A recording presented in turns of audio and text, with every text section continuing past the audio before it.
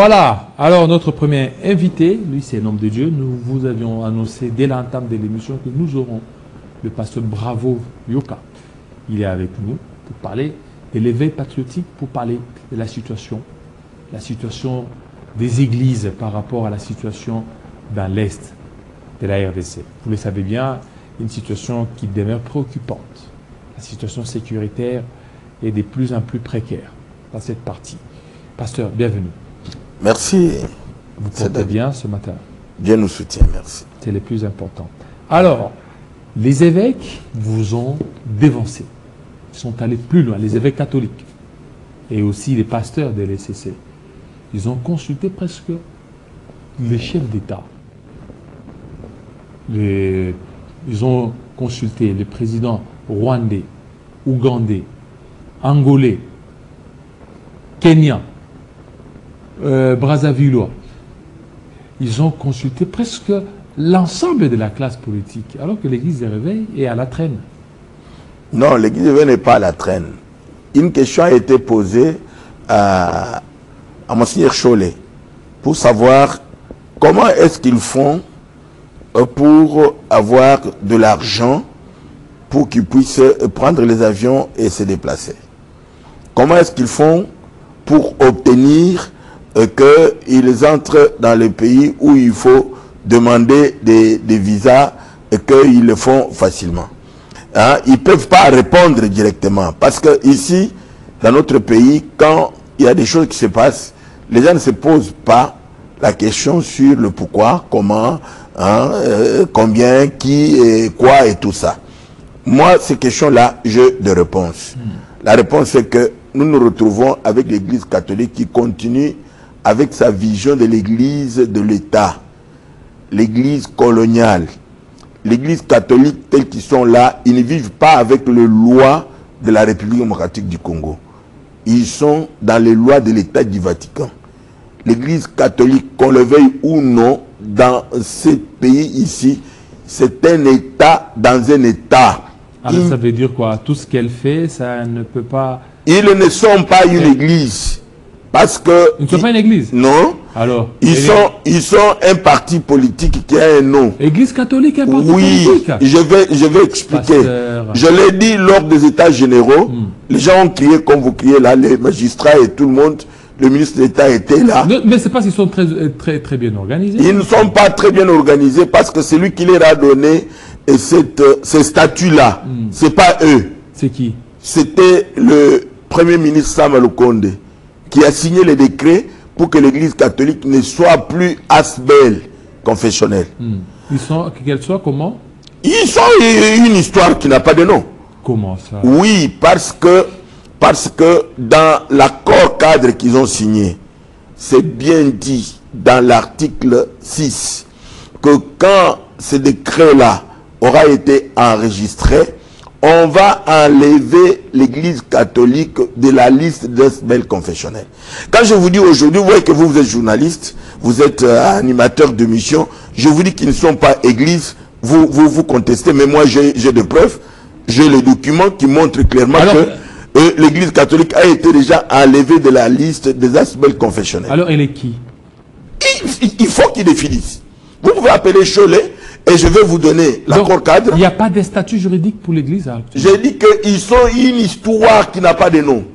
Et j'ai appelé ça... Une histoire qui n'a pas de nom. Oui. Et puis régentée dans notre... Mais moi, je vous ai dit que c'est un État dans un État. C'est pourquoi j'ai dit que l'Église catholique, ce que vous appelez l'Église catholique là, c'est un État dans un État. Ils veulent faire ce que le Vatican fait en Italie. Alors, voilà, vous parlez de l'Église, il n'y a pas que l'Église catholique, il y a aussi l'ECC qui est là. Non, ils sont tirés. L'ECC, quand, par exemple, l'ECC envoie un délégué dans la réunion des confessions religieuses, quand les confessions religieuses font la prière au palais du peuple, il envoie un délégué, un des secrétaires généraux adjoints, pour venir dire que nous sommes ensemble. Mais ils se dédoublent ou comment? Ils sont avec les catholiques et puis ils sont ensemble avec les confessions religieuses. Je refuse de les qualifier.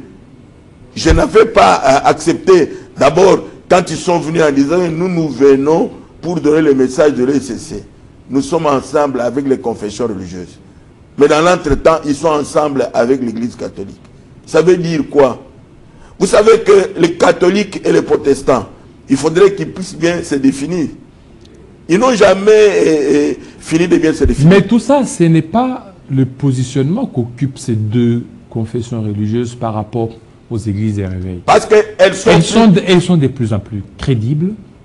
Et que il n'y a aucune crédibilité. Quand elles viennent... Non, c'est-à-dire le problème, c'est lequel? On leur donne le premier choix. Non, le problème, c'est lequel? Le problème, c'est que ce sont des personnes qui sont anciennes. Leurs structures sont anciennes. Depuis le début, toutes les lois ont été taillées parce que la trilogie de la gouvernance par la colonie était l'Église, l'armée et l'administration. Alors maintenant, eux, ils sont restés dans cette position-là. L'Église catholique, on leur a donné, et je dis 48 millions de dollars en 2022. Qui leur a donné? C'est le gouvernement de la République. Combien? 48 millions de dollars. Vous avez des preuves, ça? J'ai des preuves. J'ai des preuves. On leur a donné en 2023 et puis en 2023. Pourquoi les 48 millions? C'est pour qu'ils puissent engager les activités de développement communautaire, les activités sociales. Au lieu d'aller faire le champ pour donner à manger aux gens, ils sont allés s'embrouiller dans les histoires où on a construit, on construit. Et aussi, ils sont dans les détourneurs. Ils ne peuvent pas expliquer. Moi, je pose la question, j'interpelle ici l'inspecteur général des finances. Et j'interpelle tout le monde qui a donné l'argent aux catholiques, qui nous disent... Qui a donné cet argent? C'est le gouvernement de la République. Alors pourquoi il n'y a pas de suivi de cet argent? C'est pour ça que j'ai dit que nous ne pouvons pas être embrouillés, nous ne pouvons pas nous présenter comme des combattants, des militants, des personnes qui dénoncent à chaque jour. Les catholiques n'ont jamais commencé une activité pour la finir. Les catholiques n'ont jamais rien fait pour que la RDC réussisse. On donne aux catholiques la conférence nationale souveraine. Et tout le monde fait tout et on attend qu'on puisse éventrer les boas avec le document de biens mal acquis. Est-ce que les catholiques ont sorti la liste des biens mal acquis? Pourquoi ils n'ont jamais publié les rapports des biens mal acquis? Parce qu'ils savaient très bien que ce sont leurs enfants qui sont dedans. Vous savez leurs enfants, mais alors qu'eux ne mettent pas au monde. Hein? Non, leurs fidèles. Ok. Leurs fidèles. Est-ce que vous savez que ce pays ici, en dehors du président Félix, qui est évangélique, qui est en train de s'approcher des églises du réveil, où il s'approche de l'église du réveil, mais il se fait entourer des protestants. Il se fait entourer... Oui, mais il s'approche de l'église du réveil, mais on sent que... non, dans des démarches... Il n'est pas encadré par l'église du réveil. Je dis qu'il est encadré par les catholiques et les protestants. Il se déclare, même les gens là qui disent que le président de la République c'est l'église du réveil, c'est eux qui disent, parce qu'ils ne connaissent pas aussi l'église du réveil. Moi, en tant qu'un des fondateurs initiaux, fondateur initial de l'église du réveil, je dénie au président de la République la qualité de membre de l'église du réveil. Je lui dénie ça. Pourquoi? Parce qu'il y a des choses qui sont en train de se faire, même en termes de prière, comme si les catholiques le faisaient et comme les protestants le faisaient. Je sais que les gens ne seront pas d'accord avec ce que je suis en train de dire, mais ce que je dis est vrai. Parce que vous verrez que, au lieu de faire des choses avec parcimonie, avec rigueur, faire des choses avec sanctification, de manière à permettre au chef de l'État d'être dans la sincérité, avec sa foi, on va l'amener à faire les choses en l'air, Et les gens qui le font, c'est qui? Ce sont les protestants qui l'entourent. Ce sont les catholiques qui l'entourent. Moi, j'ai besoin, je voudrais qu'on puisse me montrer qui est... D'abord, s'il n'y a personne qu'on peut croire que c'est un homme intelligent de l'église du réveil, mais je suis là, non? Pourquoi est-ce qu'on ne me demande pas? Alors maintenant, le problème, c'est quoi? C'est bien de parler, mais... Donner les conseils, je ne dis pas que je suis seulement là. Qu'est-ce que maintenant l'Église? Parce que lui, le chef de l'État, il n'est pas catholique. Mais le chef de l'État est catholique de naissance. Voilà, il ne faut pas qu'on puisse continuer de dire parce que je sais très bien. Écoutez, il s'est battu lui aussi pour... On peut être catholique de naissance, mais à la majorité, on prend une autre décision. C'est ce que lui a fait. Oui. Maintenant, il s'est rapproché des églises des réveils. Par qui? Par qui? Par quel canal? Oui, mais... Non, je veux connaître. Non, le problème c'est celui-là. Les églises de réveil ou les églises, comme par exemple au niveau des KDC. Non. KDC n'est pas l'église du réveil. En fait, l'église protestante, voilà, c'est l'ECC. il s'est rapproché de l'ECC. Oui. L'ECC se rapproche un tout petit peu des églises de réveil. Non. Ce sont des personnes qui sont beaucoup plus proches avec les catholiques. Ils s'entendent avec les catholiques. L'ECC. Oui, ce sont des églises étrangères. Ils ne sont pas autochtones. Ce sont des personnes qui font ce que leur parrain... Maintenant, l'ECC va faire les liens à qui? Parce que pour l'Église catholique, c'est le Vatican. Maintenant, l'ECC. Avec l'Angleterre, avec le Danemark, avec et tout. Alors, qu'est-ce que vous voulez? Quel est votre apport, vous, Église des Réveils, au chef de l'État? Notre apport... Parce que déjà, on voit l'ECC, l'Église catholique, qui a donné l'initiative. L'initiative de pouvoir mettre tout le monde d'accord. Et aujourd'hui, tous ces chefs d'État font confiance à l'ECC, à l'Église catholique. Est-ce que cette confiance-là, ces chefs des différents États peuvent aussi faire confiance à l'Église des réveils? Je dis ceci. Est-ce qu'ils nous ont écoutés? Est-ce qu'ils ont voulu connaître qu'est-ce que nous avons comme option? Je donne un petit exemple. Hein? Peut-être ça va vous choquer. L'autre jour, quand je parlais ici, vous m'aviez dit, je ne sais pas si c'est vous, c'est RTGA. Non, il faut demander l'audience. J'ai demandé l'audience au chef de l'État. Et le chef de l'État a appelé une dame. Il lui a dit, prends le numéro de téléphone organisé entre ces 3 jours. On m'a présenté chez le DUCAP. Ça fait déjà des semaines. Hein? Ça fait des semaines et ces gens-là n'organisent pas l'audience. Ils font traîner en longueur. Il y avait même un message que le Seigneur avait donné, en donnant même le nom de quelqu'un que je ne connaissais pas, pour qu'on dise au chef de l'État que quand vous êtes en train de réformer et d'organiser les histoires, voici telle personne que vous pouvez... Ça, c'est l'Éternel Dieu qui l'a dit. Mais j'ai vu que cette personne-là, le chef de l'État l'a nommé comme ambassadeur. Pendant que le Seigneur le voit en train d'aider le chef de l'État dans l'organisation ici sur place. Et parce que quand on a donné le nom dans la prière, on donne le nom est écrit, on lui dit, je ne connais pas cette personne. Il faut qu'on puisse poser la question pour demander. Pendant qu'on est en train de chercher à poser la question pour connaître si c'est quelqu'un qui est connu là-bas, et puis... Mais pourquoi vous ne commencez pas déjà? Parce que le chef d'État a reçu des confessions religieuses, c'est-à-dire que... Je vous avais dit l'autre jour ici, je vous ai dit l'autre jour ici, que nous connaissons la présidence de la République, comment ça a toujours fonctionné. Mais ce que nous sommes en train de vivre maintenant, ce sont des histoires qui n'ont rien à voir avec ce qui s'est passé à la présidence de la République ou au protocole d'État. Non, mais les je donne un exemple, je suis là, je ne suis pas en train de passer à gauche ou à droite. Les dimanches passés, il y a je crois que ça doit être déjà une semaine passée, hein, le dimanche, le chef de l'État m'a donné l'audience, c'est-à-dire m'a accordé l'audience en fixant le rendez-vous en disant à une dame, je ne vais pas citer son nom. Donc peut-être un agenda chargé. Non, même si l'agenda est chargé. Mais l'urgence, les choses que nous devons apporter au chef de l'État, comme concours, sur base de ce qu'il est en train de faire, parce qu'à l'étape où on se retrouve, le chef de l'État ne peut réussir qu'avec Dieu, pas avec les hommes. Alors maintenant, je dis ceci. Oui. Il a reçu les pères de l'Église des réveils. Il leur a dit... Pourquoi vous appelez les pères de l'Église des réveils? Ils ne sont pas pères. Non, mais ce sont ces choses-là que je refuse. Il a reçu des leaders de l'Église du réveil. Et le terme père, moi je suis père. Pourquoi est-ce qu'on parle de père de l'Église? Le père de l'Église du réveil, ça veut dire qui? Quand on dit père, c'est notre représentant légal. Mukuna, non, Dodo Kamba, les autres tout le monde là, on les appelle père et moi je ne suis pas père. Donc, non, mais c'est ça. Quand on dit père, c'est celui qui a engendré. Hein? Mais je pose la question. On peut poser la question à tout le monde qui est là. Qui de tous a engendré l'Église du réveil institution? Ils ont engendré les assemblées. Mais pourquoi vous, on ne vous a pas reçu? Non, le problème c'est quoi? Le problème c'est que dans notre pays, tel qu'ils sont en train de parler là, je vous ai dit que les personnes qui sont en train de conseiller le chef de l'État en matière, par exemple, de religion, ils n'ont rien à voir avec l'église du réveil. Ce sont des catholiques et des protestants. Maintenant, les gens de l'église du réveil qui viennent, ils parlent peut-être d'eux-mêmes. Ils ne parlent pas de l'église du réveil. Ils parlent d'eux-mêmes. Ils parlent de ce qu'ils ont à faire. Donc ici, nous nous retrouvons dans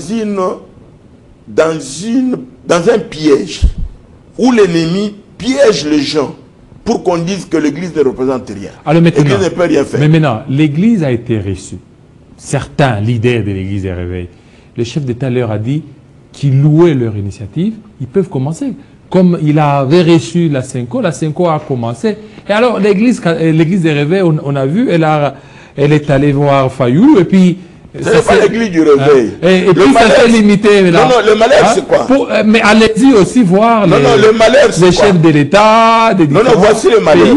Le malheur, c'est qu'on se retrouve que le groupe de confessions religieuses qui n'est pas avec des dissidents catholiques et protestants, ce sont des dissidents des confessions religieuses, ceux qui ne sont pas avec eux, le malheur vient, on est en train de chercher à crucifier l'église du réveil parce que c'est lui qui dirige le groupe loyaliste, s'il faut que je puisse bien appeler comme ça, le groupe légal, hein, c'est le représentant légal de l'église du réveil. Alors maintenant, est-ce qu'on peut nous dire que le représentant légal de l'église du réveil, avant d'aller par exemple dans ces réunions, a réuni l'église du réveil avec toute sa crème pour connaître qu'est-ce qu'ils sont en train de penser? Est-ce que le chef de l'État lui-même a demandé, on a demandé l'audience de l'église du réveil? Ce n'est pas avec les autres confessions religieuses. L'église du réveil, pour que nous puissions parler au chef de l'État, tel que je vous parle là. Le chef de l'État verra déjà la différence. Il va constater que les choses ne sont pas telles qu'on est en train de parler. Les églises du mouvement de réveil sont organisées. On est en train de courir derrière eux parce qu'on voit quelle est l'œuvre, quel est le travail qu'ils sont en train de faire. Ce sont des personnes qui sont en train de donner de la valeur à la religion dans ce pays par leur travail. Mais ce n'est pas ce que les catholiques font ou ce que les protestants font. Maintenant, ces églises-là du mouvement de réveil, est-ce que le chef a demandé auprès de ceux qui sont avec lui que j'ai seulement besoin de leaders du mouvement de réveil qu'ils viennent et que je parle avec eux, à bâton rompu? Donc vous voulez qu'ils vous reçoivent? Moi j'ai demandé l'audience, il me l'a accordé. Et les services n'ont pas voulu les formaliser. Donc là il faut attendre. Il faut attendre, mais au fur et à mesure qu'on attend, il y a des choses qui passent. Alors maintenant, qu'est-ce que vous faites maintenant? Oui. Pendant ce temps, pendant cette période, vous faites quoi? L'église des réveils fait quoi? Quel est son agenda? Toujours des jeûnes? Des décrétés de jeûnes et prières comme on le fait chaque vendredi? Non, d'abord, je crois que s'il y a une prière qu'il faut faire, que l'église des réveils doit faire, c'est de demander à Dieu d'assister et de soutenir le chef de l'État pour qu'il puisse avoir le temps d'écouter réellement ce que Dieu dit. Parce que le problème, c'est que dans l'église du réveil, nous sommes pluriels. Et de la manière que nous sommes, il y a des serviteurs de Dieu qui ont gâché leur ministère, qui ont gâché les rappels, par leur conduite, par leur comportement, par leur manière de faire les choses. Maintenant, l'église du réveil tout entière est jugée par rapport à ceux qui sont mauvais.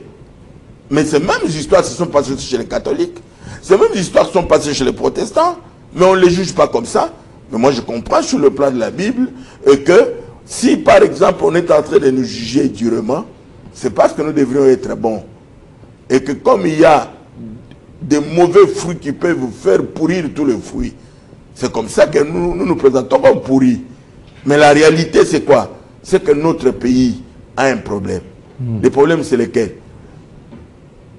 Pousser les chefs de l'État ou les convaincre à présenter le pays à Dieu, mais ne pas lui dire quelle est la manière de vivre de Dieu ou comment est-ce que Dieu ordonne que les choses se fassent. Maintenant, on est en train de juger les choses en l'air. Mais est-ce que vous gênez aussi? Quoi? Vous gênez pour le pays chaque vendredi? Non, moi, c'est pas... Pourquoi le vendredi? Moi, c'est le lundi hier. Oui. Vous priez pour le pays? Oh, Si je ne priais pas pour le pays, je n'obtiendrais pas autant de résultats que j'ai toujours obtenus dans des prières que j'ai eu à diriger, de prières que j'ai dirigées pour la nation. Oui, mais obtenu des grands résultats. Oui, mais il fallait prier pour l'Est, pour que l'ennemi soit battu à plate couture. Est-ce que vous pouvez connaître combien de fois l'Est a été déjà prise par l'ennemi? Je peux bien vous les citer parce que tout le monde perd souvent des mémoires. Hein? L'Est a été pris d'abord par Jean Scram. Jean Scram, du temps de Mobutu. Hein? Il n'a pas pris une autre province. C'est l'Est, c'est le Kivu. Hein? Où il s'est proclamé président. Est-ce qu'à ce moment-là, on avait posé la question à l'église de Réveil? Et quand on avance, au moment où Aftel vient, il prend toujours là-bas. Et quand le RCD, puis M23, au moment où ils commencent, ils prennent toujours là-bas. Même quand ils prennent ici, ils prennent toujours là-bas. Pourquoi est-ce qu'on pense que aujourd'hui, si par exemple les gens sont là, parce que c'est leur endroit où ils savent qu'ils peuvent entrer facilement. Quand les gens de RCD sont entrés ici à Kinshasa, pourquoi est-ce qu'ils n'ont pas pris Kinshasa? Ils sont entrés ici à Kinshasa, on les a brûlés comme des chèvres avec le pneu, ici par les enfants des Tchangou. Vous avez oublié ça? Ils étaient entrés ici. Pourquoi est-ce qu'ils ne se sont pas installés? Le problème, c'est quoi? Le problème, c'est que, quel que soit tout ce que nous pouvons dire, nous devons savoir, sur le plan spirituel, Dieu a déjà dit pourquoi ces choses-là arrivent. C'est déjà dit. Et nous connaissons. Il a dit ça pourquoi? Personne ne veut dire ces choses-là ouvertement. Et je ne peux pas aussi les dire comme ça ouvertement. Quand j'arrive à Goma ou à Bukavu, je leur dis, aux hommes de Dieu, aux serviteurs de Dieu, je leur dis, quand je prêche, il y en a peut-être qui acceptent, il y en a qui cherchent à discuter, je dis, mais faites d'abord ce qu'on vous demande. Le problème, c'est quoi? Le problème, c'est que, est-ce que vous savez que quand les gens sont entrés à Bukavu, les gens de Bukavu, ils ont applaudi, hein? Ils ont applaudi, ils ont marché avec le M23. Hein? Un rebelle qui entre chez vous, au lieu de l'attraper parce qu'il est fatigué, l'attraper et l'anéantir. Non, c'est peut-être par peur. Non, c'est ça, ils n'ont pas peur. Ce sont des personnes qui sont très courageuses. Je vous donne seulement un exemple. Les gens de RCD, c'est-à-dire les Rwandais, ils sont entrés à Tchangou. Les gens de Tchangou n'avaient pas peur. Ils n'avaient pas peur. Mais pourquoi seulement les gens du Sud Kivu, ils ont peur? Parce que le problème, c'est quoi? Quand ils entrent, ils applaudissent. Pourquoi? Parce que ce sont des personnes qui ont aussi en eux-mêmes, il y a quelque chose, hein, et qui ressemble à ce que l'ennemi est en train de chercher. Bon, ça c'est votre point de vue. Oui, mais merci. Je donnerai mon point de vue. Vous allez voir. Je donnerai mon point de vue, les gens peuvent le refuser, je sais que ça peut énerver les gens, mais en réalité, il faudrait finalement dire aussi la vérité. Je vous pose la question, pourquoi est-ce que quand le rebelle entre quelque part, le peuple se mêle, hein, et le peuple accompagne? C'est la peur de ces peuples, la peur. Ces peuples n'arrivent pas, ils disent que non, qu'on les a pas, peut-être on peut nous tuer, peut-être on peut... C'est la peur, tout simplement. Mais est-ce que vous savez que ces personnes-là, quand ils viennent, ils n'entrent pas en grand nombre. Ils entrent un à un. J'étais là-bas, ils ont dit. Ils savent même où les gens se trouvent. Ils savent même où est-ce que les choses sont en train de se passer. Ils peuvent même dire que, regarde, il y a telle chose. Notre pays, le veille patriotique, tout ce qu'on est en train de faire, tellement et tout ça, ce sont des choses, ce sont des slogans où il faudrait qu'on prenne conscience, hein, pour dire la vérité, pour dénoncer ce qu'il y a à dénoncer. Voilà. Ouais. Merci beaucoup, homme de Dieu, surtout pour votre intervention de ce matin. Alors, Smalto Tchaba, il est là, tout de suite.